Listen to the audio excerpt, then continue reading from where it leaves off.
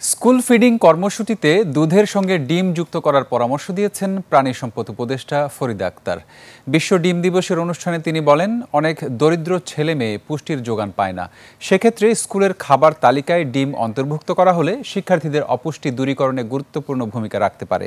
উপদেষ্টা বলেন, ডিম এমন এক খাবার যার সঙ্গে দেশের সব শ্রেণীর মানুষ কোনো না কোনোভাবে জড়িত। এর উৎপাদন থেকে শুরু করে ভোগ পর্যন্ত প্রত্যেক স্তরে মানুষের অংশগ্রহণ রয়েছে। গরুর মাংস সবাই কিনতে না পারলেও ডিম এমন একটি সাশ্রয়ী খাদ্য যা সবার নাগালে।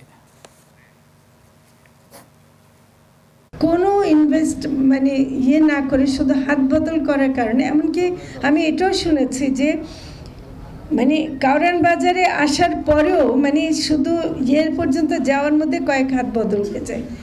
এই যে জায়গাগুলো, এইগুলোকে অবশ্যই কঠোর হাতে দমন করতে হবে।